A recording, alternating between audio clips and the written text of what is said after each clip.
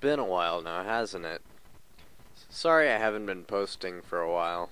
Life has been getting more and more hectic. Well, now that it's summer, I've just got a job, and my summer seems pretty packed for me. Anyway, I've been hearing some good things coming from E3. Usually I'm apathetic towards it, and I don't really pay attention to a lot of the new stuff that comes out. However, this year seemed really good. 3 different series of games that I've followed ever since I was little showed up and, in my opinion, stole the show. I'm going to take you through my 3 biggest highlights at E3 2010. First up, the best Sony exclusive racing game ever. It's a little racing game that rhymes with Man Furismo Jive. Yes, it's the real driving simulator, Gran Turismo 5. Back in 2009, the trailer for the game blew my mind. My jaw hit the floor when I saw the official licenses for NASCAR and the WRC. Fast forward into 2010 and they release another trailer. Now of course the excitement bled off after a while, but the new trailer sparked it right back up again. I'm looking forward to the new night and day transition in the game, and even more than that, I'm looking forward to the new damage modeling. I just saw a trailer of cars just getting thrashed and thrown all over the place. The game comes out November 2nd, and this is sure to be an instant masterpiece. And it should be, since it's 5 years in the making.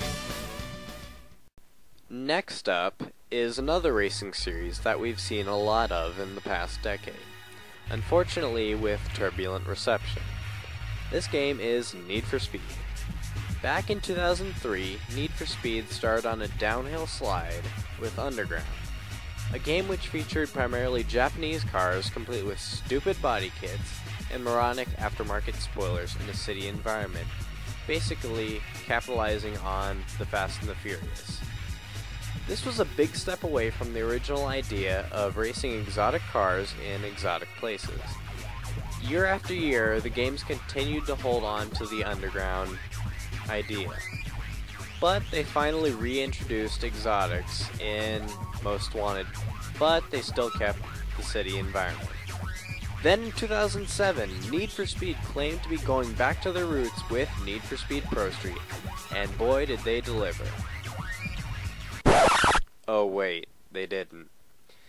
We were stuck with another Underground style game, this time with a touch of racing simulator. Then, boom! Present time, and we're told that Need for Speed is going back to its roots. And from the looks of Need for Speed Hot Pursuit's trailer, I think they mean it this time. Exotic cars, check. Environment reminiscent to Hot Pursuit 1 and 2, check. A bunch of exotics in police livery, check. No silly body kits or aftermarket spoilers in sight, check. Ladies and gentlemen, we have a winner. Now mind you, this game is being produced by Criterion, the makers of the Burnout series, so you might expect the physics from a Burnout game. Then again, they could probably revamp that as well. You can find out for sure on November 16th. The last game is part of the longest running Sony exclusive series. It just happened to make a surprise visit to E3 after its creators said that it wouldn't be at E3. But their presentation probably had most of us going absolutely ballistic. If we weren't satisfied with the other games, we were sure to have our gaming sweet tooth satisfied. Oh shit, I just gave it away, didn't I?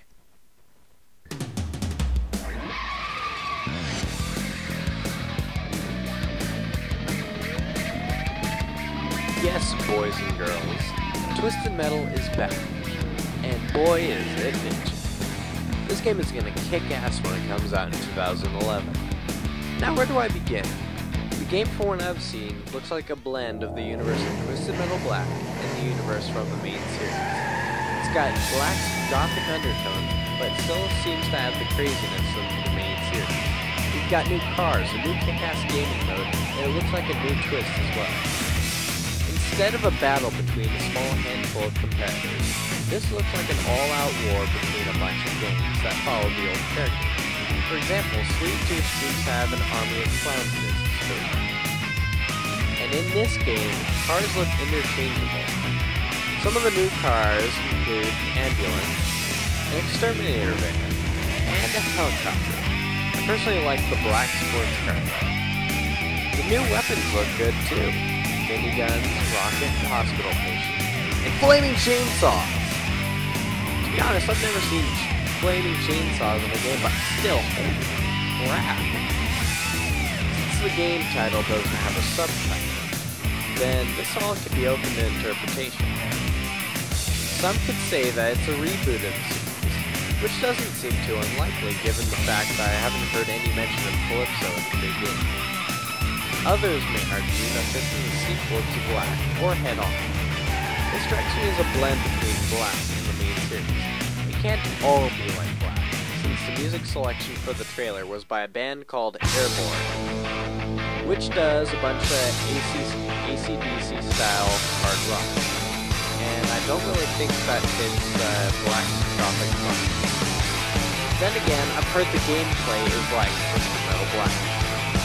And I'm wondering if they'll stick to the original format of single player mode, just picking a character and then just playing through the game with that very character, which is basically how I would prefer. Or if the trailer shows what the entire game is going to look like, an all-out war between games inspired by the classic characters. Either way, this game is going to kick ass, I just know it. Anyway, that's what I liked from E3 2010. Hope you enjoyed watching. Light 'em up, boys.